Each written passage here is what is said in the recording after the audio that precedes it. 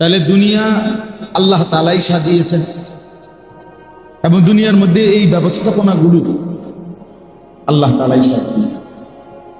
সূরা কাহাফের মধ্যে আছে ইন্না জাআলনা মা আলাল আরদি জিনাতাল, আল্লাহ তাআলা বলেন এই জমিনের যা কিছু আছে সব আমি বানিয়েছি জিনাতাল লাহা, জমিনের সৌন্দর্য হিসাবে আমার বান্দার কাছে আকর্ষণীয় করে, সুন্দর করে, লোভনীয় করে আমি বানিয়েছি। তাইলে এখন দেখেন উপার্জন, কামাই রোজগার, স্ত্রী সন্তানের জন্য প্রত্যেকটা মানুষের ভিতরেই এই মানসিকতা, এই ইচ্ছা আকাঙ্ক্ষা, এটা আল্লাহ তাআলার দান। ফলে মানুষ কষ্ট থেকে কষ্ট, বোঝা থেকে বোঝা, ভারী থেকে ভারী কাজও কর্ম করে থাকে, স্ত্রী সন্তান পরিবারের মুখে হাসি ফুটাতে, ঘর পরিবারের সংসারের চাহিদা পূরণের জন্য। বিশেষ করে দেখেন যারা প্রবাসী, এই উপার্জনের জন্য, শুধু উপার্জন, স্ত্রী সন্তান নিয়ে পরিবারের রোজগার, কামাই রোজগার, এদের উপার্জনের জন্য বছরের পর বছর হাজার হাজার মাইল দূরে, লক্ষ মাইল দূরে, পুরা দেশ, পরিবার, বংশ, সমাজ, ঘর সবার থেকে বিচ্ছিন্ন হইয়া মাসের পর মাস, বছরের পর বছর দিন। সৌদি আরবে আমি এইবারও এমনও ভাই দেখছি, জিদ্দা থাকে 28 বছর ধরে সৌদি আরব, 32 বছর ধরে সৌদি আরব। তাহলে এই বাচ্চারা যদি 14 বছর বয়সে কিংবা 16 বছর বয়সে গিয়ে থাকে, এরপরে যদি আজকে 32 বছর থাকে, তাহলে 32 আর 16 কত হইল? তার আর হায়াতের রইল, তার আর জীবন যৌবন আর রইল কি? বাকি আছে কি? সুখের আর জিরাইবার, অবসর নিবার টাইম কোথায়? শেষ তো এমনি এমনি হায়াত। 28 বছর বিদেশ, তার রইলটা কি? তা এই যে লম্বা সময় উপার্জনের, রিজিকের ফিকির, উপার্জনের ফিকির, স্ত্রী সন্তানের মুখে খাদ্য তুলে দেওয়ার ফিকির। আচ্ছা, এরপরে দেখেন দেশে আমাদের জীবনের প্রত্যেকের 60 বছরের বুড়া মানুষ অথবা 18 বছরের যুবক মানুষ, সবার দিলের মধ্যে এই ঘর পরিবার, স্ত্রী সন্তানের উপার্জন, একটু আরামে থাকা চলা, তাদের জন্য একটা ঘর, তাদের জন্য একটু জমি, তাদের জন্য একটু টাকা পয়সা, তাদের একটু আরামের ব্যবস্থাপনার জন্য আমাদের প্রত্যেকের জিন্দেগি, বেশি অংশ বলা যায় মূল অংশই জিন্দেগি এর পিছনেই ব্যয়। ঘন্টার পর ঘন্টা কর্ম করতেছে এই সংসারের একটু উপার্জন বাড়াইবার জন্য, বউ বাচ্চা নিয়ে, সংসার নিয়ে একটু ভালোভাবে চলার জন্য। তাহলে কি বোঝা গেল? উপার্জনের নেশা, আগ্রহ, আকাঙ্ক্ষা এই দুনিয়াতে প্রত্যেক মানুষের ভিতরে আল্লাহই দিয়েছেন। তো যেহেতু আল্লাহ তাআলাই দিয়েছেন, স্ত্রী সন্তানের প্রতি আগ্রহ, উপার্জনের প্রতি আগ্রহ, তো আল্লাহ তাআলাই এটার সব রকমের মূল নীতি আল্লাহ তাআলাই বলেছেন। অর্থাৎ আল্লাহ তাআলাই নির্ধারণ করে দিয়েছেন যে তোমার সেই আগ্রহ, আকাঙ্ক্ষা কতটুকু পর্যায়ে বৈধ, কতটুকু পর্যায়ে অবৈধ। আর তোমার সেই আগ্রহ, আকাঙ্ক্ষা তুমি সম্পূর্ণ নিজের কাঁধে আমি আল্লাহকে ভুলে তুলে নিও না। তোমারে কাজে লাগাইয়া, তোমারে ব্যবসা লাগাইয়া, তোমারে চাকরিতে ঢুকাইয়া দিয়া, তোমারে বিদেশ পাঠাইয়া দিয়া আমি আল্লাহ বিশ্রামে দেইনি, নাউজুবিল্লাহ, আমি তোমারে ছেড়ে দেই, আমি তোমারে ভুলিও না। তোমারে কর্ম বন্টন করে দিছি, কিন্তু মূল রিজিক আমি দিচ্ছি। মূলত দিচ্ছেন কে? কোরআনুল কারীমের মধ্যে আছে, আল্লাহ তাআলা বলেন ওয়ামা কুন্না আনিল খালকি গাফিলিন। আল্লাহ বলেন শোনো, আমি আল্লাহ আমার সৃষ্টির থেকে মোটেই গাফিল নই। আমি আল্লাহ গাফিল নই আমার সৃষ্টির ব্যাপারে। কয়জন বানাইলাম, কতজন আছে, কতক্ষণ আছে, কে নাই কে আছে, আমি গাফিল না। এই কায়নাতের মধ্যে যত কিছু আছে সমস্ত কিছুর নিখুঁত হিসাব 24 ঘন্টা আল্লাহ তাআলার কাছে আছে। আছে কিনা বলেন? কোরআনুল কারীমের মধ্যে আল্লাহ তাআলা বলেন লাকাদ আহসাহুম ওয়া আদ্দাহুম আদ্দা। আল্লাহ বলেন আমি তোমাদেরকে বেষ্টন করে আছি। আল্লাহ বেষ্টন করে আছে সবাইকে, সবকিছুকে। এবং আল্লাহ তাআলা পুরা সেকেন্ড মিনিট জিন্দেগির সব গুণে গুণে রাখছে, গুণে গুণে। তাহলে আল্লাহর নজরে, আল্লাহর হিসাবে আড়ালে আমরা কেউ নই, আল্লাহর সীমারেখার বাহিরে আমরা নই। আচ্ছা, তাইলে এবার দেখেন এই কথাটা আল্লাহ তাআলা এই আয়াতে এবার বুঝাইতে চাইছেন যে বান্দা তোমারে বানাইছিও আমি, তোমার মধ্যে উপার্জনের আকাঙ্ক্ষা, কামাই রোজগারি করার যে আগ্রহ, এটা আমি দিছি। স্ত্রী সন্তান যে কয়জনের লাগে তুমি টেনশন করো রে, এরা আমি দিছি। তাহলে যেহেতু সবটা বিষয় আমার দাও, যেই জমিনের উপরে তুমি উপার্জন করবা সেটা আমার, যেই আসমানের নিচে তুমি উপার্জন করবা সেটা আমার, যেই সূর্যের আলোতে তুমি কামাই করবা সেটা আমার, যেই দিনের আলোতে তুমি উপার্জন করবা সেটা আমার। জাআলনা নাহারা মাআশা। আল্লাহ বলেন উপার্জনের জন্যই আমি দিনের আলো বানাইছি, আর বিশ্রাম আর নিদ্রা ঘুমের জন্যই আমি রাত্রি বানিয়েছি। তাইলে আল্লাহ তাআলা বলেন সব যেহেতু আমার, উপরের দিকে যা তাও আমার, নিচের দিকে যা তাও আমার, তুমিও আমার, পরিবারও আমার, অর্থ উপার্জনের এই আগ্রহ এটাও আমার, সব যেহেতু আমার, তাহলে আমার নির্দেশনাটা, আমার ফয়সালাটা, আমার কথাটা তোমার দিলে লাগে না কেন, অন্তরে বসে না কেন? আমার কথাটাকে তুমি বারবার প্রত্যাখ্যান করো। কথা বুঝেন নাই? যেখানে আল্লাহ তাআলাই বললেন তুমিও আমার, স্ত্রী সন্তানও আমার, আসমান জমিনও আমার, সবই আমার, উপার্জনের আগ্রহ বানাইছে আমি। তাইলে তুমি অন্যায়ভাবে উপার্জন করো কেন? হারাম রোজগার করো কেন? আমার নিষেধ অমান্য করো কেন? আর আমার কথার উপরে তোমার আস্থা নাই কেন? আমি তো বলেছি বারবার যে আমি তোমার স্ত্রী সন্তান যে কয়জন নিয়ে তোমার ফ্যামিলি, এটা আমি দিছি, আমার হিসাব আছে। অতএব আমি আমার হিসাব মতে প্রত্যেকের রিজিক পৌঁছাবো।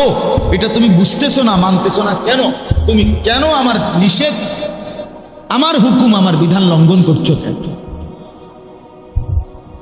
কোরআনুল কারীমের মধ্যে আল্লাহ তাআলা বিভিন্নভাবে আল্লাহ তাআলা কোরআনে কথাটা বলছে, ওয়া কাদ্দারা ফিহা আকওয়াতাহা। আল্লাহ তাআলা বলেন আমি জমিনের মধ্যেই আমার সমস্ত সৃষ্টির জন্য, তাদের জন্য যে কুত খাদ্য, আহার, আমি আল্লাহ তাআলা নির্ধারণ করেছি। তাহলে আমার জমিনের মধ্যে আমার মাখলুকের রিজিক আমি রাখছি। কথা বুঝছেন কিনা বলেন? আল্লাহ তাআলা কোরআনে বলেন ইন্না কুল্লা শাইইন খালাকনাহু বিকাদার। নিশ্চয়ই আমি আল্লাহ সব কিছু সৃষ্টি করেছি পরিমাণ মতো। ঘাটতির কোনো সুযোগ নেই, ঘাটতির কোনো কি নাই, সুযোগ। ওই এই কোনার ছেলেগুলো বেশি যন্ত্রণা করতেছে নাসির ভাই। দুই একজন ফাজিল আছে, এই দুই একটা ফাজিলের কারণে বাকিরা কষ্ট পাইতেছে। দুষ্ট কোনো সবাই হয় না, এটা নিয়ম। যেই কোনো মজমাতে দুষ্ট কি হয় না, 100 জনে লাইন ধরলে লাইন ভাঙ্গে একজন, 100 জনে কোনো লাইন ভাঙ্গে না, কিন্তু ওই একজনই পুরা 100 জনরে তখন যন্ত্রণা দেয়। সবাই তখন কথা শুরু করে, এই বেটা তুমি লাইন ভাঙছো, এই লাগিয়ে গেল মাসে গেছে।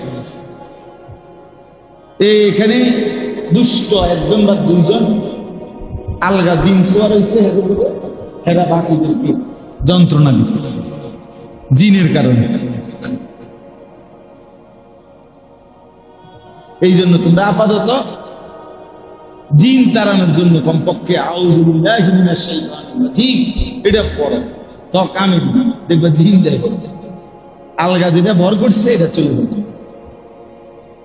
তাহলে আল্লাহ তাআলা বলেন ওয়া ইম মিন শাইইন ইল্লা ইনদানা খাযাইনুহু, আল্লাহ তাআলা বলেন এমন কিচ্ছু নাই, আমার এই সৃষ্টিতে এমন কিছুই নেই যার জন্য আমার কাছে অসংখ্য ভান্ডার খনি নাই, এমন কিছুই নেই। মানে তুমি এটা মনে করো না বান্দা বাতের চাইল আমার কাছে এটা একটা হিসাব করা যে 27 টন 25 টন 200 টন, না না বেটা বেতু, যেটাই আমার সবটাই খাজানা খাজানা ভান্ডার ভান্ডার। ওয়া ইম মিন শাইইন ইল্লা ইনদানা খাযাইনুহু, আমার কাছে ভান্ডার আছে বেটা। লিল্লাহি খাযাইনুস সামাওয়াতি ওয়াল আরদ, আল্লাহ বলেন আসমান এবং জমিনের সমস্ত ভান্ডার আল্লাহর নিকট। কার নিকট? লাহু মাকালিদুস সামাওয়াতি ওয়াল আরদ, আল্লাহ বলেন আসমান এবং জমিনের সমস্ত কিছুর চাবি আমার হাতে। কার হাতে? ওয়া ইনদাহু মাফাতিহুল গায়ব লা ইয়ালামুহু ইল্লা হু, না লা ইয়ালামুহা ইল্লা হু, আল্লাহ তাআলা বলেন সমস্ত অদৃশ্য বিষয়ের চাবিকাঠি আল্লাহরই হাতে। লা ইয়ালামুহা ইল্লা হুয়া, তিনি ছাড়া আর কেউ তা জানে না কোনটা কোথায় কদ্দুর। আল্লাহ তাআলা কোরআনুল কারীমের মধ্যে বলেন ওয়ামা তাদরি নাফসুম মাযা তাকসিবু গাদান, কেউ জানে না আগামী মিনিট, আগামী ঘন্টা, আগামী দিন, আগামীর সময়ে সে কি উপার্জন করবে আমি জানি। জানে কিনা বলেন? আল্লাহ তাআলা বলেন ইয়ালামু মা বাইনা আইদিহিম ওয়া মা খালফাহুম, পিছনের যা তাও আমি জানি, সামনের যা তাও আমি জানি, তাও আমি জানি। তাইলে আসমান ও জমিনের সমস্ত কায়নাতের ভান্ডার আল্লাহ, আল্লাহর। আল্লাহ তাআলা বলেন আমার কাছে সবকিছু আছে, পর্যাপ্ত পরিমাণ, হিউজ পরিমাণ, বিপুল পরিমাণ, কোনোভাবেই আমার কাছে কোনো ঘাটতি বলতে, কমতি বলতে, কোন সিজন, কোন মৌসুম, কোন অবস্থা, কোন হালাতেই আমি আল্লাহর কাছে কমতি ঘাটতির বলতে কিছু হইতে। হ্যাঁ, আল্লাহ এরপরে বলেন ওমা নুনাজ্জিলুহু ইল্লা বিকাদারিন মা'লুম, তবে আমি আল্লাহ তাআলা সব কিছু নাজিল করি পরিমাণ, নির্ধারিত একটি পরিমাণ। এটা আমার বন্টন, এটা আমি আল্লাহ তাআলার ফয়সালা, এটা আমার তাকদীর। আমি সব কিছু সেটিং করে ধারাবাহিকভাবে পরিমাণ মতো নির্ধারিত সেভাবে নাজিল করি। আপনি মনে করেন আপনার আজকে আগামী 10 বছরের যা পেঁয়াজ লাগবে এটি আপনার খেতে হয়ে গেছে মনে করেন, তো এটি থুইবেন কোন? কথা বুঝেন নাই আপনি? পেঁয়াজ তো হয়ে গেছে মাশাআল্লাহ, আর এটি রাখবেন কোন? 10 বছরের পেঁয়াজ এটি পচে যেত না? তো তাহলে এই বছরে যদি সব পেঁয়াজ উঠে হইয়া যায় আগামী 30 বছরের পেঁয়াজ, তাহলে এটি থাকবো কই? কথা বুঝছেন? আগামী 30 বছরের চাউল যদি সব ধান হইয়া যায় এবার, এতগুলো গোডাউন পাইবেন কই? আপনি রাখবেন কই? একবার ইউরোপিয়ান এক মূর্খ দার্শনিক নামের, তাদের কাছে দার্শনিক, আমাদের কাছে মূর্খ, এরকম এক দার্শনিক পণ্ডিত আমরা পত্রিকায় আরে বইতে, উর্দু বইতে নিজে পড়ছি, সে বেটা ঘোষণা দিছিল আগামী 30 বছরের ভিতরে যদি জনসংখ্যা নিয়ন্ত্রণ করা না হয়, বার্থ কন্ট্রোল, জন্ম নিয়ন্ত্রণ ঠিকমতো করা না হয়, তাহলে এই ইউরোপের মধ্যে গম, ইউরোপের মানে রুটির জন্য যে মেন উপাদান গম, এটার প্রচন্ড ঘাটতি হয়ে যাবে। মানুষ ক্ষুধা, দারিদ্র এবং দুর্ভিক্ষের নিশ্চিত মুখোমুখি হবে। মজার ব্যাপার হলো ওইখানে রিপোর্টে লিখছে ওই কিতাবে যে পরবর্তী অল্প সময়ের ব্যবধানে ওই যেই দেশগুলোর উপরে সে ভবিষ্যৎবাণী করছিল ওই দেশগুলোতে এই পরিমাণ গম উৎপন্ন হয়েছে, শেষ পর্যন্ত গুদামজাত করে অসংখ্য অগণিত টনে টনে গম তারা আগুনে পুরাইয়া জ্বালাইয়া ছাই করে দিয়েছে। এটি থনের আর জায়গা না, আর কোনো ব্যবস্থাপনাই নাই। বাট এটি থুইব কই, মাটির তলে নি তাই ওমা নুনাজ্জিলুহু ইল্লা বিকদারিন মা'লুম। সাংঘাতিক কথা এটা। আল্লাহ, আমি তো আল্লাহ তাআলা। তুমি আপনার যে 4 ছেলে হইলে, আপনার যে 4টা 5টা ছেলে হইলে, মেয়ে হইলে, সন্তান হইলে ঘাটতিতে পড়ে যাবেন, আপনি বুঝছেন, তাহলে আপনার 5 ছেলে সহ সবার হায়াতের যা 72 তরকারি এটি এক লোকে দিয়ে, তাহলে তো আপনি নিশ্চিত হইবেন যে না ঘাটতি হইতো না। এটি রাখবেন কোন কথা বুঝছেন না? আপনি এটি হেফাজত থুইবেন কোন? তো তাইলে আপনার যেই বাচ্চা সামনে আসবে তার রিজিক আছে না নাই এইটা আপনি এখন বুঝলেন কিভাবে? কেউ তো জানে না আগামীর মুহূর্ত। বেটা তুই নিজেই তো জানোস না আগামী মিনিট তুই বাঁচবি কিনা, তো তোর 30 বছর পরে ফুতে ভাত খাইতে পারবো কিনা এটা তুই বাঁচবি কেমনে? বেকুবির কি বাতরান দেখে এরকম বেকুব বলে। এই জন্য বার্থ কন্ট্রোল, জন্ম নিয়ন্ত্রণ অথবা জনসংখ্যা নিয়ন্ত্রণ, পপুলেশন নিয়ন্ত্রণ, এটা একটা ফালতু মতবাদ। ফালতু ফালতু ফালতু, পয়কার ফা ল তরসুগের তু, ফালতু বাজে কথা, একদম ভুয়া কথা, ভুয়া ভুয়া, একদম ভুয়া।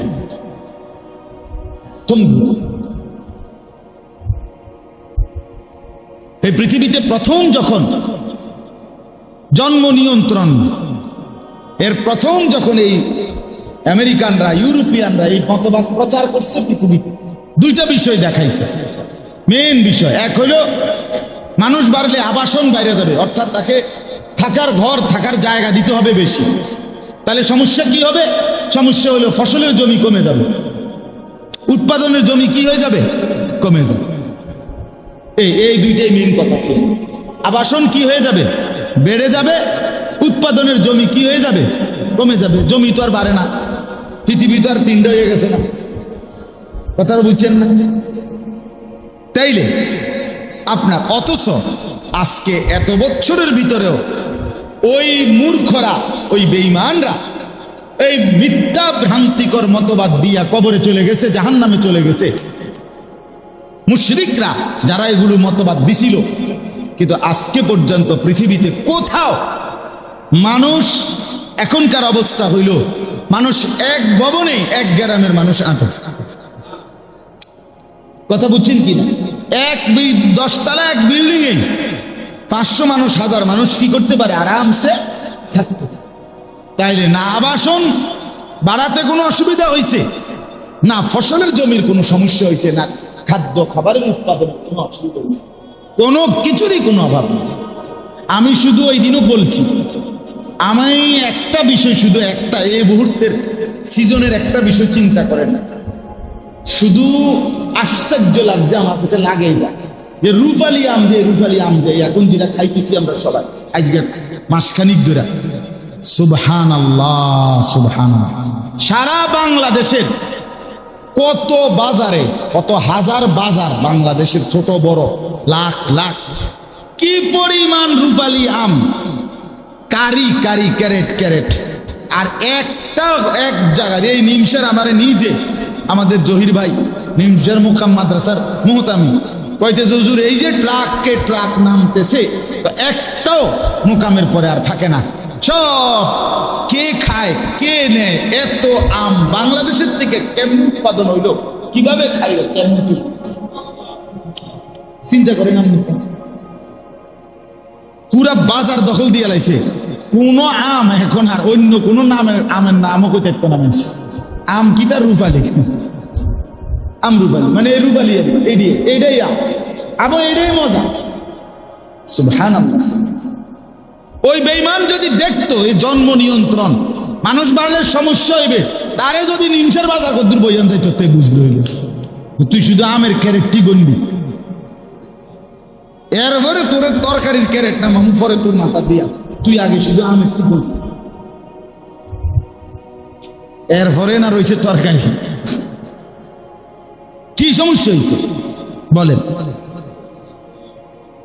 তা আল্লাহ তাআলা বলেন, আমি আল্লাহ তাআলার কাছে আমার ওয়া ইম মিন শাইইন ইল্লা ইনদানা খাযাইনুহু, আমার জমিন, আমার হিসাব, আমার পরিকল্পনা, আমি রব্বুল আলামিন অপরিকল্পিতভাবে কিছুই করি নাই। আর আমি আমার সৃষ্টির ব্যাপারে আমি গাফিল নই। আমি বানাইছি কয়জন, খাওয়াবো কয়জন, দেবো কয়জন, জায়গা লাগবে কদ্দুর, ফল লাগবে, ফসল লাগবে, খাদ্য লাগবে কদ্দুর, রিজিক লাগবে কি, এটা আমি আল্লাহর কোনো হিসাব ছাড়া এমনি দিয়ে অনেকটা ফেঁসে পড়ে গেছি, এইটার নাম বুঝি আল্লাহ। নাউজুবিল্লাহ। এটা কি খামখেয়ালি কথা? এতটা অযৌক্তিক, অবাস্তব, অবান্তর কথা। তাইলে এই আয়াতের মূল বক্তব্য হলো, আপনাদের কাছে আমি যে কথাটা বুঝাইতে চাচ্ছি, এই যে কয়জন বসছেন, আমারও এখানে বয়ান করার কথা ছিল না। আমার আজকে বয়ান ছিল গাজীপুর, ঢাকা। জুমার নামাজ পড়াইবার কথা ঢাকা, মোহাম্মদপুর, কোনোটাই হইছে না। দেশের এই পরিস্থিতি, ঢাকাতেও যাই নাই, মাহফিল এলাকাতেও যাই নাই। আমি তো এমনি স্বাভাবিকভাবে চান্দিনাতেও জুমা পড়াই, রেজিস্ট্রি, সাব রেজিস্ট্রি দামে মসজিদে, তো এখানে জুমা পড়াইছি। তা আজকে আর বয়ান হবে না। ওই মাহফিলগুলো, দুইটা মাহফিলের একটাও। পরে আমাদের মাওলানা ইয়াসিন জাফরি ভাই, মুফতি নাসির ভাইয়ের মাদ্রাসার আজকের এই মজলিস, আমার বড় ভাই আসবেন ইনশাআল্লাহ। এই কারণে ওনারা খুব আবদার করছেন। ঠিক আছে বলে বলাই দরকার, দিয়া জাফাই কুতেল্লি মালিকের কথা বলতে থাকে, কবি ইধার কবি উধার, কখনো এদিকে কখনো সেদিকে, কখনো একজন কখনো হাজার জন, কখনো ছোট জায়গা কখনো বড় জায়গা, কখনো রাত কখনো দিন, কখনো আলো কখনো অন্ধকার, কবি জমি পর কবি আরশ, কবি দর বদর, কখনো নিচে কখনো উপরে, কখনো দুয়ারে দুয়ারে, যে কোই ঘর নেই, দায়ের কোনো ঘর হয় না। আল্লাহর পথে যে ডাকে তার এত কিছুর কোনো হিসাব লাগে না, বলতেই থাকে, আল্লাহর জন্যই বলতে থাকে। আল্লাহ আমাদেরকে কবুল করে নেন। তো এবার চলেন এই আয়াতের কথা। তাহলে এই যে এতক্ষণের কথার দ্বারা এটা বুঝাইলাম, আল্লাহ তাআলা বলেন জমিনও আমার, আসমানও আমার, মানুষও আমার, পরিবারও আমার, আয় উপার্জনের সব ব্যবস্থাপনাও আমার। অতএব বান্দা, আমি রব্বুল আলামিন আমার সৃষ্টি থেকে গাফিল নই। আমি সকলের সব কিছু বিকাদারিম মালুম, সুনির্দিষ্ট পরিমাণ আমি নির্ধারণ করেছি। ওয়াকাদ্দারা ফিহা আকওয়াতাহা, আমি এই জমিনের মধ্যে প্রত্যেকের জন্য রিজিক, খাদ্য, খাবার কাদ্দারা, তাকদীরের মতো নির্ধারণ করে রেখেছি, সব ফয়সালা করে রাখছি। অতএব এই নিখুঁত হিসাব, আল্লাহর নিখুঁত ফয়সালা থাকার পরেও আমি আপনি আল্লাহর হুকুমের লঙ্ঘন করে হারাম এবং অবৈধ উপার্জন কিংবা সন্তান পরিজনকে আল্লাহ থেকে বিমুখ করা, আল্লাহ থেকে সরিয়ে ফেলা, আখিরাত ভুলাইয়া দেওয়া, এটা করব কেন? কেন করব? এই আয়াত দেখেন এবার আল্লাহ কি বলে, ওয়ামা মিন দাব্বাতিন ফিল আরদ। আল্লাহ তাআলা বলেন এই জমিনের মধ্যে, ফিল আরদ মানে জমিন, জমিনের মধ্যে বিচরণশীল এমন একটি প্রাণীও নেই। অর্থাৎ এই জমিনের মধ্যে মানুষ বলেন, গরু বলেন, ছাগল বলেন, হাঁস বলেন, মুরগি বলেন, কুকুর বলেন, বিড়াল বলেন, সাপ বলেন, বিচ্ছু বলেন, পিঁপড়া বলেন, মাকড়সা বলেন, যা বলেন, যা কিছু জমিনের মধ্যে চলাচল করছে, হ্যাঁ, মাটির উপরে হোক আর মাটির নিচে হোক, পাহাড়ের উপরে হোক আর সাগরের গভীরে হোক, এক কথায় আসমানের নিচে যা, সবই তো জমিন।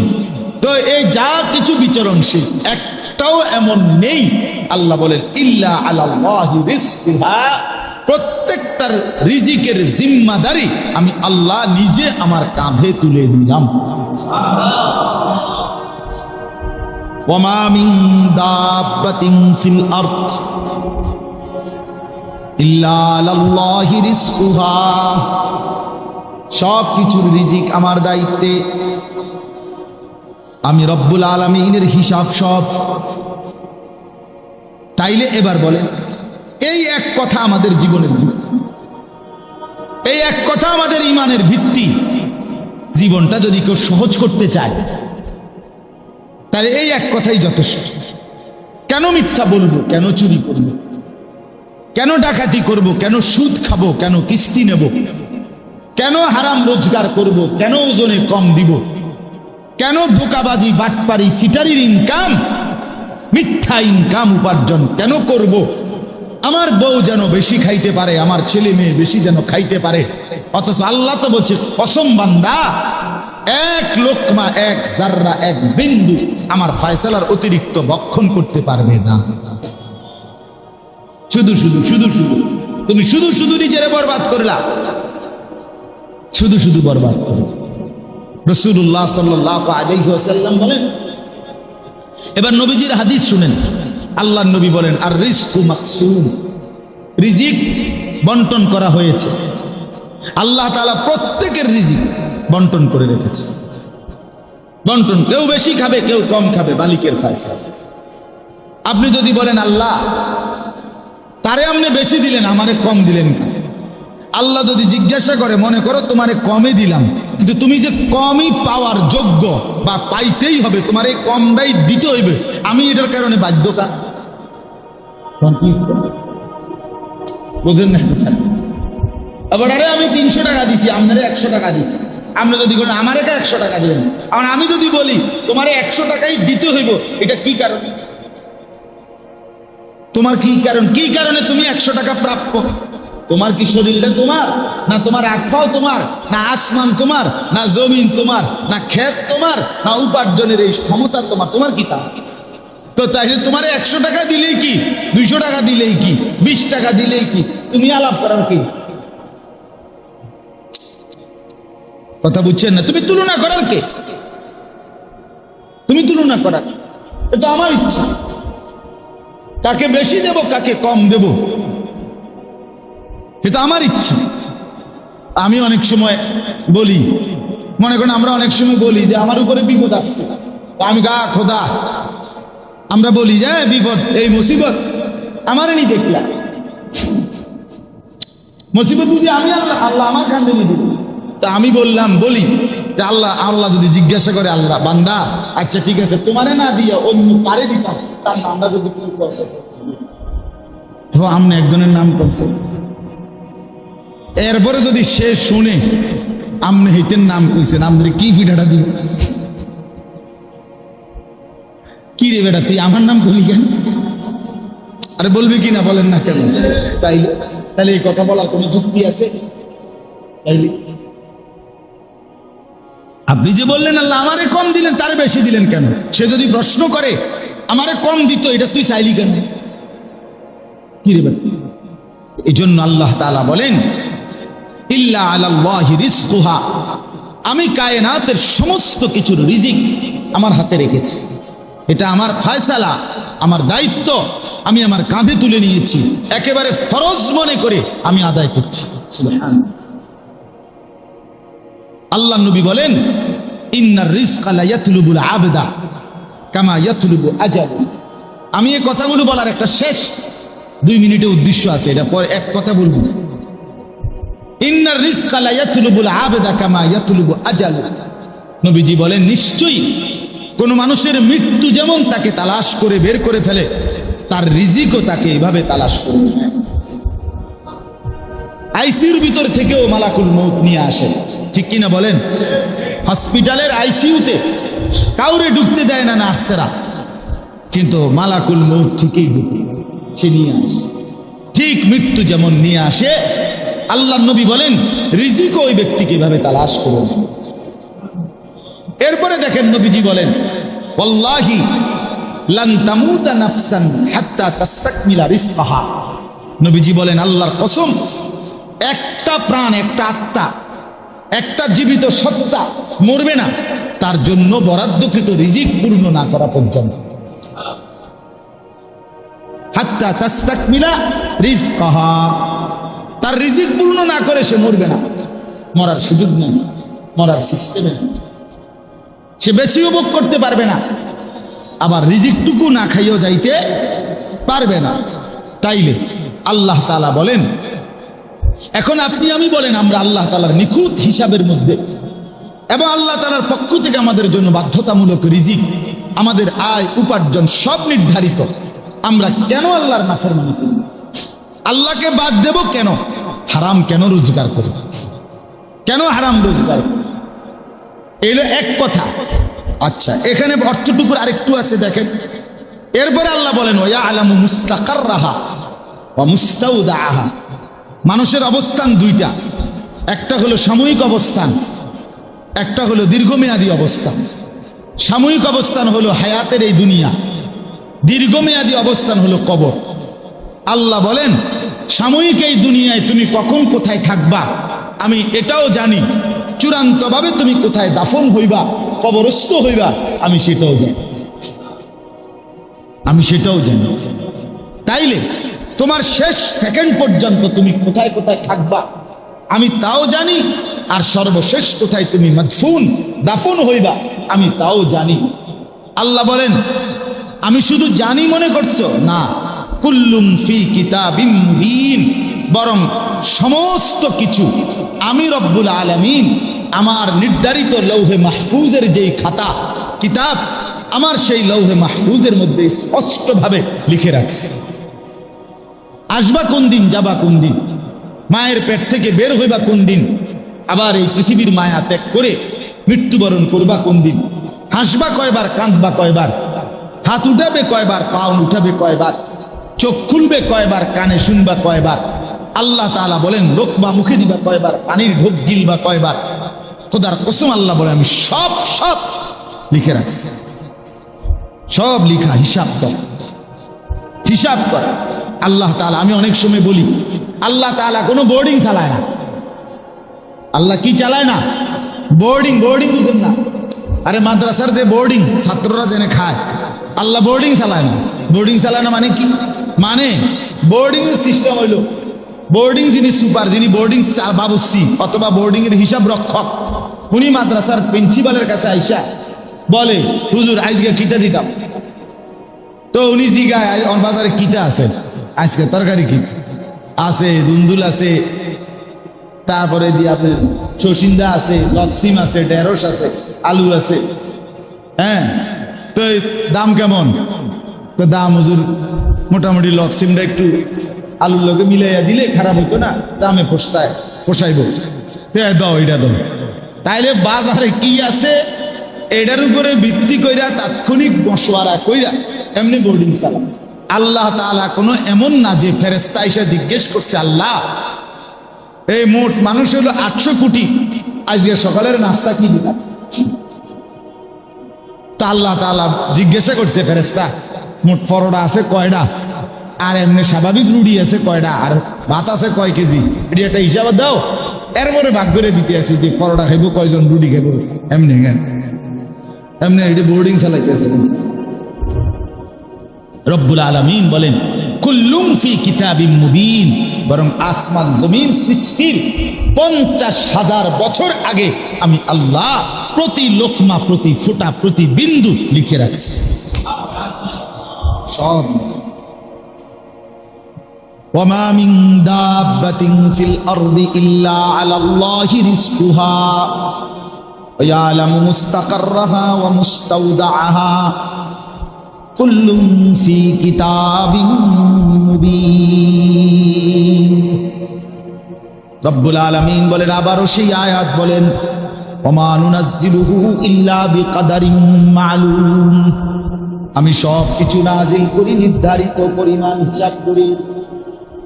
ইন্না কুল্লা শাইইন খালাকনাহু বিকাদার, আল্লাহ বলেন আমি সব কিছু সৃষ্টি করেছি পরিমাণ মতে, কোনো অপরিকল্পিত কিচ্ছুই আমার নাই। আমি রব্বুল আলামিনের ভান্ডারে কোনো কমতি নাই, আছে কি? এইবার এই কথাগুলো কেন বললাম, এই আয়াত পড়লাম কেন, কি বলতে চাচ্ছি আমি? এক নাম্বার কথা হইল হারাম রোজগার কেন করবেন। দুই নাম্বার কথা হইল ছেলে মেয়েকে দিন থেকে, আল্লাহর কোরআন থেকে, মূল কথা এটা আমার টার্গেট ছিল মূলত এই কথাটা বলা, সন্তানকে, ছেলে মেয়েকে আল্লাহর কোরআন, রাসূলের সুন্নাহ, দিন শিক্ষা থেকে কেন বঞ্চিত।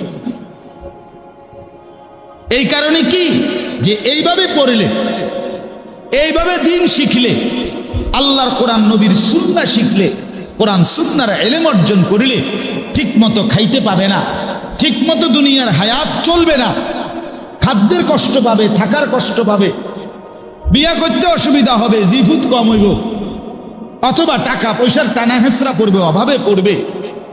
এটাই ছিল বিষয়।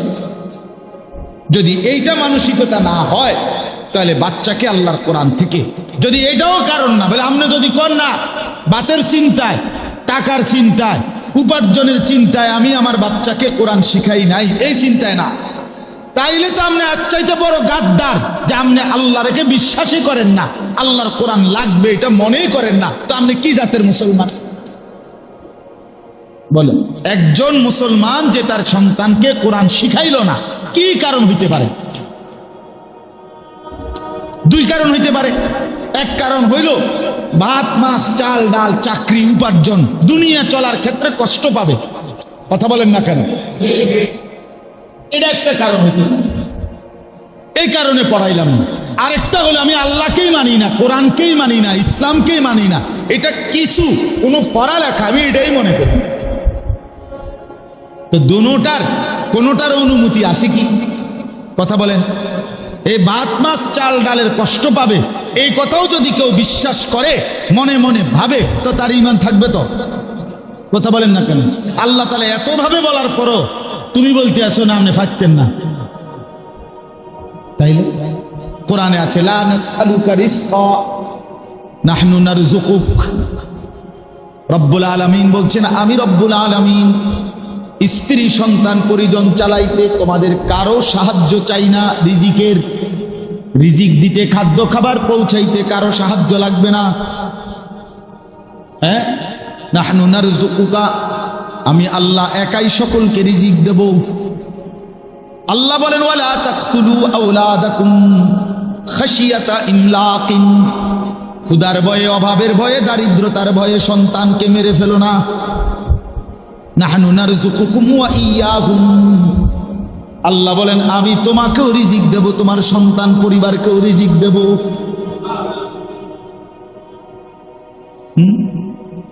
তোমার দাদা মরছে আর তো তোমারে আমি রিজিক দিছি, তোমার বাপ মৃত্যুর পরেও তো আমি আল্লাহ তোমাকে কামাই রোজগারের ক্ষমতা দিয়েছি। তোমার বাপ তো মনে করছিল হেবড়া মরলে আর তুমি কিছু করতে পারতা না, অন করো কেমনে? কথা বলেন না কেন? তোমার বাপের বাপ দাদা তো মনে করছিল হেবড়া মরলে তোমার বাপে কিছু করতে পারবে না, কিন্তু তোমার দাদা মরার পরেও তো তোমার বাপ মৃত্যু পর্যন্ত রোজগার করেছে কিনা বলেন? অতএব কোন যুক্তিতে সন্তানকে দিন থেকে বঞ্চিত করা, আল্লাহর কোরআন থেকে বঞ্চিত করার কোন অধিকার, কোন যুক্তি নেই। শুধুমাত্র খামখেয়ালি, গাফলতি, অথবা আল্লাহর প্রতি আস্থার অভাব, আখিরাতের প্রতি বিশ্বাসের অভাব, আর কিচ্ছু নেই। শুধুমাত্র এই ছাড়া আর কিছু নেই। খাদ্য খাবার রিজিক, দুনিয়া কার কতটুকু পূরণ হবে তা তো আল্লাহ তাআলার পক্ষ থেকে ফয়সালা করা আছে, সব নির্ধারণ করা আছে। এই জন্য দয়া করে এই আপনারা যে কয়জন বসছেন প্রত্যেকের কাছে অনুরোধ, প্রতিটা সন্তানের দ্বীনের পিছনে তার নামাজ, তার আখিরাত, তার আল্লাহর কোরআন শেখা, এক্ষেত্রে মূল দায়ভার শিখলো না, পড়লো না, পারলো না, এক্ষেত্রে মূল জবাবদিহিতা খোদার কসম শুধুই কেবল মা বাবা মূল বিষয়। সাফ কথা মনে রাখতে, অর্থাৎ কি বুঝাইতে চাইছি বুঝেন নাই? আপনি যদি মনে করেন এই ছেলেটা নামাজ পড়ে নাই কেন, আল্লাহর কোরআন পড়তে পারে নাই কেন, এটা আমগো গ্রামের মসজিদের ইমাম সাহেবের জবাবদিহি করবো হাসরের ময়দানে, জি না, ভুল। আপনি জবাব দিতে হবে। আমগো গ্রামের মাদ্রাসার মোহতামিম সাহেব মুফতি নাসির হে জবাব দিব না, মুফতি নাসিরের আব্বাও জবাব দিব না, আমনে জবাব দিব। আল্লাহ নবী সাল্লাল্লাহু আলাইহি সাল্লামের হাদিসটা আমি পড়ছি। নবীজি বলছেন, কুল্লু মাউলুদিন ইউলাদু আলাল ফিতরা, প্রত্যেকটা মানব সন্তান আল্লাহর পক্ষ থেকে ইসলাম মানার যোগ্যতা নিয়ে ভূমিষ্ঠ হয়। কি মানার? সৃষ্টিগতভাবে। আমি অনেক সময় তো আল্লাহ আমাদের খুলনার হযরত, বিশেষ করে বাংলাদেশের অন্যতম একজন বুজুর্গ হযরত মাওলানা মুফতি নুরুল আমিন সাহেব, হযরত খুব এটা বুঝায় যে আল্লাহ তাআলা প্রত্যেক মানব সন্তানকে, মানুষকে ইসলাম মানার যোগ্যতা দিয়ে শরীরটা সাজিয়েছেন, গঠন করেছেন, সৃষ্টি করেছেন।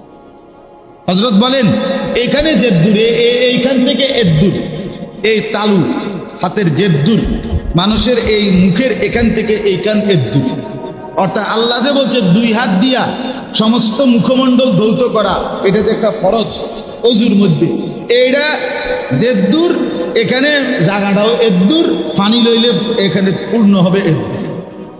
অর্থাৎ আল্লাহ পাক মানার যোগ্যতা দিয়েই শরীরটাকে গঠন করেছে। হযরত বলেন যে নাকের নরম জায়গায় এই যে পানি পৌঁছানো ফরজ, গোসলের সময় ফরজ, এখন নাকের নরম জায়গায় পানি পৌঁছাইতে পানি লাগে জেদ্দুর, হাতের কোষ করলে হাতের মধ্যে পানি আটে এদ্দুর, সহজ হিসাব। আল্লাহ তাআলা বলছে তসবিহ পড়ো, নবী গুন্না বিভিন্ন সংখ্যা বলছে 33, 33, 34, কথা বলছে 100 বার, কখনো বলছে 10 বার, আছে না তসবিহ? এখন আমার তসবিহ নাই, সারাক্ষণ থাকার সুযোগও নাই, একটা মানুষের তসবিহ সারাক্ষণ নাও থাকতে পারে, কিন্তু আল্লাহ তাআলা তখন আমি যদি কই আমারে তো আল্লাহ তসবিহ পড়তে কইছে, নবী বলতে বলছে, এখন আমি করার মতো কোনো যোগ্যতা আমার হাতের মধ্যে নাই, আঙ্গুলে, কারণ হইলে আমার এই আঙ্গুল দিয়ে এই আঙ্গুলে গোনা যায় না, এই আঙ্গুল দিয়ে এই আঙ্গুলে 33 বার আমি গুনে না। আল্লাহ বলে না না, আমি দেখছো না একটা আঙ্গুল বাঁকা করে দিছি, এইটা দিয়েই তো তসবিহ গোনার মতো যোগ্যতা দিয়েই আঙ্গুল শিখছি, ইবাদতের যোগ্যতা দিয়েই আমি কি করছি, নাহলে এই 4টা আঙ্গুল এদিকে, এটা সমস্যা কি, এটা বেহা হয়ে গেল। আল্লাহ করে না, বেহা হয়েছে না, কামই করছে, এটা অনর্থক নয়, এটা অনর্থক। হ্যাঁ, হিসাব করা। কুল্লু মাউলুদিন ইউলাদু আলাল ফিতরা, আল্লাহ তাআলা বলেন আমি রুকু সেজদার উপযুক্ত যোগ্যতা দিয়েই কনুই বাঁকা। কেন কনুই বাঁকা হয়? কেন কোমর বাঁকা হয়? কেন তুমি বসতে পারো? কেন তুমি শুইতে পারো? গরু কেন বসতে পারে না? ছাগল কেন সোজা হইতে পারে না? সাপ কেন সোজা হইয়া দাঁড়াইতে পারে না? এই গাছ কেন বসতে পারে না? হ্যাঁ, আল্লাহ বলেন কোন সৃষ্টি শুধু দাঁড়িয়েই থাকে, আমার কোন সৃষ্টি শুধু উপর হইয়াই আছে গরু ছাগল, আমার কোন সৃষ্টি শুধু বসেই আছে পাহাড়গুলো, আমার কোন সৃষ্টি শুধু শুয়ে আছে যে সমস্ত কীট পতঙ্গ মাটির সাথে লম্বা হওয়া সাপ বিচ্ছু এগুলো, কিন্তু তুমি দাঁড়াইতেও পারো, উপরও হইতে পারো, বসতেও পারো, শুইতেও পারো। তো তোমার শুধু ভাত পাস, শুধু পেশাব পায়খানা, শুধু যৌন চাহিদা পূরণের জন্যই যদি হইতো, তাহলে ওই গরু ছাগল কুকুর বিড়াল সাপ বিচ্ছু এগুলোর তো আমি এক অবস্থাতে রাখাই, তাদের খাদ্য, তাদের মানে যৌন চাহিদা, তাদের পেশাব পায়খানার প্রয়োজন পূরণ করতেছি, ঘুমের প্রয়োজন পূরণ করতেছি। তো তোমারে কেন আমি আল্লাহ 4 ভাবে বানাইলাম? দাঁড়াইতেও পারো, উপরও হইতে পারো, বসতেও পারো, শুইতেও পারো। রব্বুল আলামিন বলে শুধু ভাত মাছ চাল ডাল, শুধুমাত্র খাদ্য পানি আর ঘুম আর পেশাব পায়খানা আর যৌন চাহিদা পূরণের জন্য নয়, বরং আমার নামাজ, আমার সেজদা, আমার ইবাদত করার জন্য বানাইছি বলেই আমার ইবাদত নামাজের মধ্যে দাঁড়াইতে হয়, উপর হইয়া রুকু দিতে হয়, আত্তাহিয়াতুর জন্য বসতে হয়, সেজদা দিতে শুইতে হয়। এই জন্য আমি আল্লাহ শরীরের গঠনটাই এভাবে বানাইছি। নইলে তুমি নামাজ পড়বা কেমনে? নইলে তুমি রুকু দিবা কেমনে? নাইলে তুমি আত্তাহিয়াতুর জন্য বসবা কেমনে? নাইলে তুমি সেজদা দিবা কেমনে? হ্যাঁ, এই জন্য যেই সমস্ত অপদার্থ নামাজ পড়ে না, এগুলো মানুষও না, প্লাস্টিকও না। হ্যাঁ হ্যাঁ, আমি তো সবসময় বলি, এগুলো যেগুলো বেনামাজি, যেগুলো বছরের পর বছর ফজরের নামাজ পড়ে না, 5 ওয়াক্ত নামাজ পড়ে না, এগুলোকে আফ্রিকার জঙ্গলে কিংবা সুন্দরবনের জঙ্গলে ওই জন্তু জানোয়ারদের সাথে শিফট করলেই ভালো ছিল। তারা ওদের সাথে থাকলে সবচেয়ে আরাম পাইতো, কারণ তাদের সমগোত্রীয় জাতি তারা পাইতো, তাদের মতোই প্রাণী তারা পাইতো। তারা তখন মজা পাইতো যে আমরা এমন এক জগতের সাথে আছি যেখানে কেউ সেজদা দেয় না, কেউ রুকু করে না, কেউ আজান দেয় না, এখানে কোনো নামাজ নাই। তাইলে একটা সুন্দর লাগতো যে আমরাও জানোয়ার, লগে থাকিও জানোয়ার, কিন্তু এখানে তো মানুষ থাকে। আর আল্লাহ তাআলা মানুষকে তো বানাইছেন গোলাম, ইবাদতের জন্য। এই জন্য মানুষ সেজদা ছাড়া থাকে কেমনে? মুসলমান সেজদা ছাড়া থাকে কেমনে? হ্যাঁ বলেন মিয়া, এইখানে যে কয়জন আছেন, এ ছেলে পেলে তোমরা যে কয়জন আছো, তোমরাও মনে রাখো, জিন্দিগি মানে সদর বদন না, জিন্দিগি মানে মোবাইল না, জিন্দিগি মানে তামাশা। হ্যাঁ, আল্লাহ নবী সাল্লাল্লাহু আলাইহি সাল্লাম বলছেন, তো আমি যে উদ্দেশ্যে বলতেছিলাম,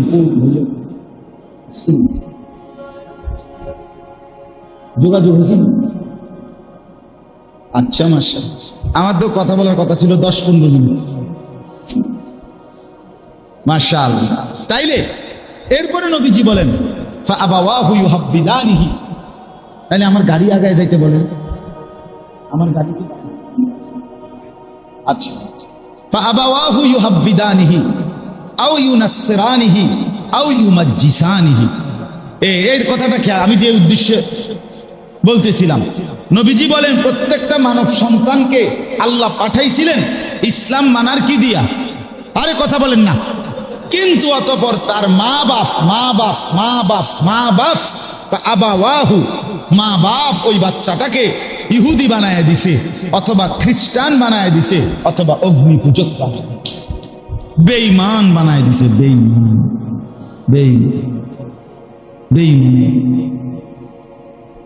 24 ঘন্টায় বড় হাতে দেখাইছে, আব্বা আমার এই 60 বছরের হায়াত, 50 বছরের হায়াত, বিড়ি ছাড়া আমি কোনোদিন চলি না, কাজে আগুন ছাড়া কোনোদিন থাইকো না, আর আগুনের সাথে যেন তোমার গভীর সম্পর্ক থাকে, এই জন্য আমি মরলেও তুমি বিড়ি ধরাই না। নাই তো কি, আগুনের সাথে পরিচয় করাই দিছে, আগুনের সাথে পরিচয় করাই দিছে। আমি থাকতো বাবা, আমি থাকতো ঘরে টেলিভিশন কোনোদিন বন্ধ হইতে দেই নাই। তুমি যদি আমার পুত্র হইয়া থাকো, আমার ঘরে বাপের মতো ফুত হও, ফুতের মতো বাপ হও, তাইলে তুমিও কোনোদিন আমার ঘরে টেলিভিশন বন্ধ হইতে দিবা না। হ্যাঁ হ্যাঁ, নারী কি, উনি তো জীবনে কোনোদিন টেলিভিশন বন্ধ করে যায় নাই, ওনার মৃত্যু পর্যন্ত তো প্রতিদিন কি চলছে? তাহলে উনি ওনার স্ত্রী, সন্তান, ছেলে মেয়ের জন্য কি এই সবক দিয়ে যায় না? এই সবক দিয়ে যায় না? বলেন তো, আপনি জীবনভর দাড়ি কাটলেন, আপনার সন্তান কি সবক নিবে? আপনি কি শিখায় গেলেন যে বাবা আমি জীবনভর ইহুদিদের মতো, খ্রিস্টানদের মতো নিজের চেহারা সুরতকে রাখছি, তুমিও কোনোদিন মুসলমানের সুরত ধরবে না, বেঈমানের মতোই ধরবে। নাই তো কি, নাই তো কি, আর নাই তো যে বাবা বিষয়টা কি এই, আমি চলতেছি বাবা বেঈমানদের মতো, তুমি ওই বা জোনায়েদ বাগদাদির মতো, হেঁটে যদি কত এটা আমনে হইতে অসুবিধা কি? কথা বলেন না কেন? একজন লোক যদি কয় যে বিড়ি খাইতে খাইতে তার ফুতেরে যদি কয় বাবা বড় হইয়া চেষ্টা করবা, একবার বাইজিদ বুস্তামি হইবার চেষ্টা করবা, তো হেই ফুতে যদি কয় আব্বা যে এটা আমনে আমারে হইতে বলতেছেন, এটা আমনে হইতে সমস্যা কি? কথা বলেন না কেন? আমনের গায়ে একা সেটা সয় না, আমনে কা বালা হইলেন না, আপনি কেন হারাম খাইলেন, আপনি কেন অবৈধ করলেন? তাইলে আমার বলার উদ্দেশ্য হইল ওই আগের কথা আবার মিলান। রব্বুল আলামিন রিজিক সবার বরাদ্দ রাখছেন, শুধুমাত্র টাকার জন্য, খাদ্য খাদ্য খাবারের জন্য সন্তানকে দিন থেকে বঞ্চিত করেন না, লাভ হবে না। মা বাবা দায়ী থাকবে, নবীজি বলছেন মা বাবা দায়ী থাকবে। এই মহল্লার যে কয়জন মুসলমান আছেন মৃত্যু পর্যন্ত ওসিয়ত করে যাবেন যে আমার সংসার, আমার সন্তান, আমার বংশের কেউ যেন মাদ্রাসা ছাড়া একজনও যেন না, সবাই আল্লাহর কোরআন যেন শিখে। আলহামদুলিল্লাহ, আমার আব্বা, আমরা 5 ভাই 3 বোন, আমার বাবা রেখে গেছেন। আমরা 5 ভাই 3 বোন, আর আমাগো ভাই বোন আর ছেলে মেয়ে মিল্লা, আর আমার মা আছে এখন বরাবর 25 জন। আমরা 25 জন, আমার গুণা একবার 25 জন। এই 25 জনের মধ্যে আমাদের 5 ভাই 3 বোন, আমরা হলাম 8 জন, মা হইলে 1 জন, তাহলে 9 জন। তাহলে 25 জনের থেকে 9 গেলে আর কত থাকে? 16, 9, 16 জন। এই 16 জন বাচ্চার একজনও আল্লাহর কোরআন ছাড়া, রাসূলের সুন্নাহ শিখে নাই, কোরআন শিখে নাই, একজনও নাই। আলহামদুলিল্লাহ, একজন। এবং আল্লাহর ঘরে এইবারও মক্কায় মদিনায় আল্লাহ যে কয়দিন রাখছে, এইবারও হজ্জে মালিকের কাছে তাওয়াফে আল্লাহর ঘরে বারবার এই দোয়া করছি যে আল্লাহ আমার খানদান, আমার বংশ যেন একজনও কোরআন ছাড়া না হয়। কোরআনে আছে আল্লাহ নবী ইব্রাহিম আলাইহিস সালাম দোয়া করছেন, ওমিন যুররিয়াতিনা উম্মাতান মুসলিমাতান। ইব্রাহিম নবীর দোয়া, আল্লাহর ঘর কাবা বানাইয়া ইব্রাহিম নবীর দোয়া আছিল যে আল্লাহ আমার বংশধর, ওমিন যুররিয়াতিনা, আল্লাহ আমার বংশধরকে সর্বযুগে উম্মতে মুসলিমা, আপনার অনুগত বানাইয়েন। ওমিন যুররিয়াতিনা উম্মাতাম মুসলিমাতাল লাক ওয়া আরিনা মানাসিকানা। আল্লাহ আমারে, আমার সন্তান বংশধরকে আপনার ইবাদতের, আপনার বন্দিগির সমস্ত নিয়ম কানুন শিখায়া দেয়। কেমনে পড়বো নামাজ, কেমনে দেব যাকাত, কেমনে করব হজ, কেমনে করব কুরবানি, আপনার বন্দিগি আপনি শিখায়া দেন। অতুবা আলাইনা, যা কিছু ভুল ভ্রান্তি গুনাহ নাফরমানি তওবা করছি মাওলা, আপনি মাফ করে দেন। ইন্নাকা আনতাত তাওয়াবুর রহিম, আপনি তো সবচেয়ে বেশি তওবা কবুলকারী, আপনি দয়ালু মেহেরবান। আরো শুনেন, আল্লাহর কোরআনে আল্লাহ বলেন ইব্রাহিম নবীর আরেকটা দোয়া। ইব্রাহিম নবী আল্লাহর কাছে দোয়া করে বলেছেন, রব্বি জাআলনি মুকিমাস সালাহ, আল্লাহ আমি ইব্রাহিমকে মৃত্যু পর্যন্ত পূর্ণ নামাজি বানান। কি বানান? সবাই বলেন ওয়ামিন যুররিয়াতি, সাথে সাথে বললেন এবং আমার বংশধর সন্তানাদিদেরকেও নামাজি বানান। রব্বি জাআলনি মুকিমাস সালাতি ওয়া মিন যুররিয়াতি, আল্লাহ আমাকেও নামাজি বানান, আমার সন্তানদেরকেও নামাজি বানান। এরপরে মজার বিষয় হইল ইব্রাহিম নবী এরপরে আরো দোয়া করছে, আরো অনেকগুলো দোয়া এরপরে আছে কোরআনে ইব্রাহিম নবীর দোয়া। কিন্তু এই কথাটা বলে যে আল্লাহ আমাকে নামাজি বানান, আমার সন্তানদেরকেও নামাজি বানান, এইটা বলে আবারও বলছেন রব্বানা ওয়া তাকাব্বাল দুআ, আল্লাহ বাকিগুলো দোয়া যা করব সেগুলো পরে শুনেন, পরে কবুল করেন, এটা কিন্তু এখনই কবুল করে নেন। আল্লাহ এখন এটা আগে এটা কবুল করছেন নি কোন আগে এটা ক্লিয়ার করেন, ঠিক বুঝেন না? একসাথে 13 মিনিটের দোয়া যা কইছি আল্লাহ, ভাত মাছ চাল ডাল কাঁথা বালিশ সব দিয়ে এক লগে দিয়ে, না ইব্রাহিম নবীর কথা যে এইটা আগে আলাদা দোয়া যে আল্লাহ আমাকেও নামাজি বানান, আমার সন্তানদেরকেও নামাজি বানান। রব্বানা ওয়া তাকাব্বাল দুআ, আল্লাহ এটা কিন্তু আলাদাভাবে এক্ষুনি গ্রহণ করে নেন। রব্বানা গফিরলি, এরপরে বলছেন আলাদা আবার নতুন দোয়া শুরু করছেন, আল্লাহ আমারে মাফ করে দেন। যদি বলেন ইব্রাহিম ছেলে মেয়ের কথা মনে রাখলেন, মা বাবার কথা মনে রাখলেন না বুঝি? ইব্রাহিম নবী বলে শোনো না, আমি তো কইতে আছি রব্বানা গফিরলি, ও ওয়ালিওয়ালিদাইয়া, আল্লাহ আমারও মাফ করে দেন, আমার মা বাপকেও মাফ করে দেন। যদি বলি ইব্রাহিম নবী বাপ মার কথাও মনে রাখলেন, জিফুতের কথাও মনে রাখলেন, সমস্ত ইমানদার মানুষের কথা বুঝি ভুলে গেলেন।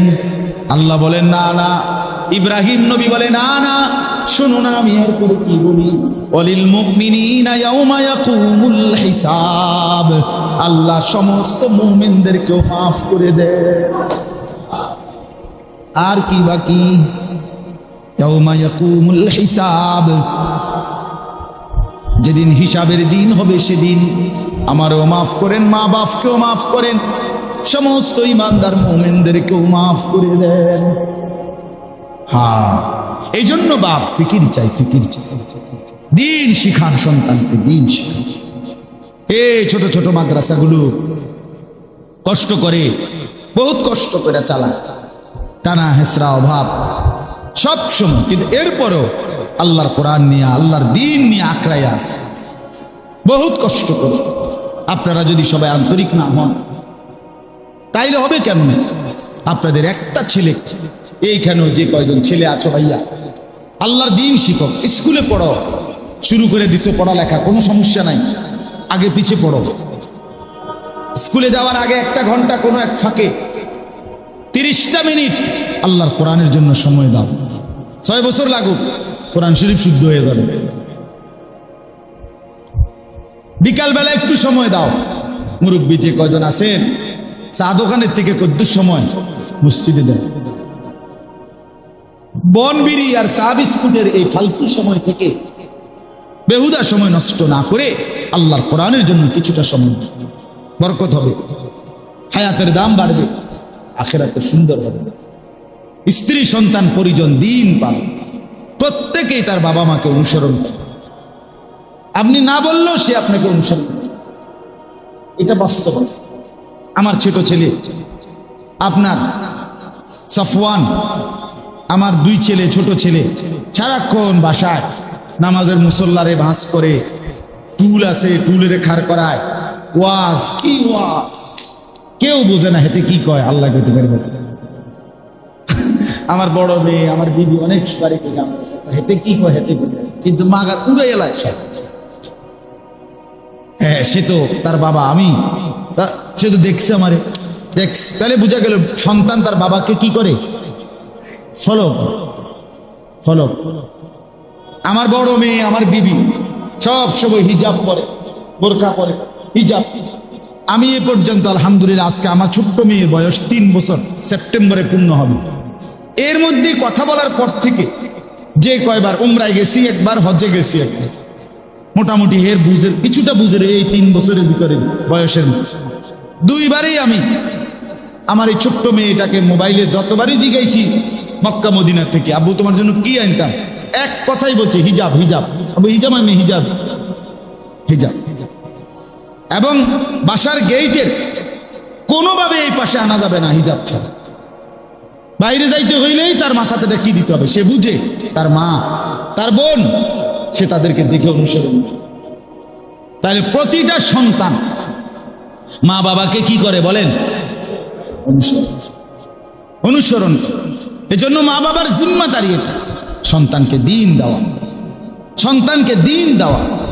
আল্লাহ তাআলা রিজিকের জন্য ঠকাবে না, খাদ্য খাবারের জন্য আল্লাহ ঠকাবে না, রিজিক বন্টন করে। আল্লাহ এখানে বলছে, আমি সকলের রিজিকের ফয়সালা আমি আল্লাহ আমার দায়িত্বে তুলে নিলাম, আমার কাঁধে তুলে নিলাম। এই জন্য আমরা প্রত্যেকে ইনশাআল্লাহ চিন্তা করেন, ফিকির করেন, আমরা প্রত্যেকের ইনসাফের সাথে আমাদের মধ্যে এই ভাবনা আমরা ভাবেন। দেখেন 2টা শব্দ এখানে গুরুত্বপূর্ণ। একটা শব্দ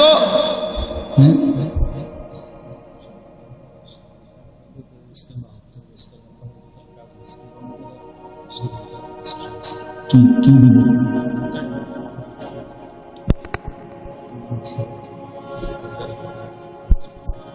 কিচ্ছুই তো কাছে আসছে। আচ্ছা, একটা ছোট্ট বিষয়, এটা যদি আপনাদের দিলে সুবিধাজনক হয়, সামর্থ্য মানসিকতা যেটুকুই হয়। মাদ্রাসার একটু জরুরত আছে, মাদ্রাসার সিঁড়ি এবং কি রঙের কাজ, মাদ্রাসার সিঁড়ি এবং রঙের একটু কাজ আছে। তাইলে এইটার জন্য আপনারা কেউ উঠাউঠি করেন। আমার পরম শ্রদ্ধেয় বড় ভাই, ভাইয়া আমার ওস্তাদও, ভাইয়া আমার ছোটবেলায় পড়ালেখা করাইছে আদর করে, প্রথম জীবনের প্রথম প্রাইমারি স্কুল পাশ করার পরে ভাইয়া কুলে করে আমারে মাদ্রাসায় দিয়ে আসছে। নোয়াখালী লক্ষ্মীপুর টুমচর মাদ্রাসা, বাসের সিটে বসায় নাই, ভাইয়ের কোলে বসাইছে। বসাইয়া মাদ্রাসায় 4th শ্রেণীতে ইয়াজদাহুম ভর্তি করাই দিয়ে আসছে। এরপর আবার ভাই 1.5 মাস পরে গিয়ে আবার আনছে মাদ্রাসার থেকে। প্রথম 2-3 বছর ভাইয়াই আমার সব জায়গায় নিয়ে যাইতো, আনতো। এবং আমার অনেক শ্রদ্ধেয় আমাদের গোটা ফ্যামিলি, আমার যেহেতু আব্বা 2015 সালে ইন্তেকাল করছেন, এরপরে বড় ভাই আমাদের মুরব্বী অভিভাবক। ভাইয়া ইনশাআল্লাহ কথা বলবেন সংক্ষিপ্ত। কয়েকজন ছাত্রকে কি দিবে, সবক না দিবে না পাগড়ি, সবক দিবে। আর সবক দিবে মনে হয়, সবক দিবে কয়েকজন ছাত্রকে, এরপরে দোয়া করবে। এই জন্য আপনারা উঠেন না, অল্প একটু সময় কথা বলবে। কিন্তু মাঝখান দিয়ে যদি মনে করেন নগদ হোক অথবা পরেই হোক, যেমনি সুবিধা হয়, এই 2টা মিনিট চলে আসছেন ভাইয়া আসতে আসতে মাদ্রাসার এই রং এবং সিঁড়ির এই কাজের জন্য যেটুকু টাকা যাই আপনাদের মন হয় একটু বলবেন কিনা বলেন, বা দিবেন কিনা। যদি কেউ দেন ইনশাআল্লাহ বরকত হবে। অথবা যদি সব সময় দিছেন, আগেও দিছেন, আমি তো এই মাদ্রাসায় আরো আসছি, আমার খুলনার হজরত আসছে, আমার শায়েখ আসছে, হ্যাঁ, অনেক বড় বড় ওলামায়ে কেরাম কিন্তু এই মাদ্রাসায় আসছে আল্লাহর দয়া। এই জন্য আজকেও অনুরোধ করতেছি, কেউ বলবেন কিনা যে পরে ইনশাআল্লাহ আমি 1000 টাকা দেবো বা 2000 বা 500 টাকা, আল্লাহ বরকত দেবে ইনশাআল্লাহ। বলেন নামটা লিখে নেন। কি নাম আপনার? ফরিদ আহমদ মুন্সি ভাইয়া 1000 টাকা দিবে, আল্লাহ কবুল করে, মাশাআল্লাহ। আর কেউ বলেন? আল্লাহ বলেন, মাশাআল্লাহ। চাচা জানের নাম কি? জি, হাজি শহীদ, মাশাআল্লাহ। চাচা জান দিবে 1000 টাকা, আল্লাহ কবুল করে। যাই হয়, যেটুকুই হয়, অংশগ্রহণ হইল। বলেন 500 টাকা হইলে 500 টাকাই বলেন, নগদ হইলে নগদ দেন। হ্যাঁ, মাশাআল্লাহ।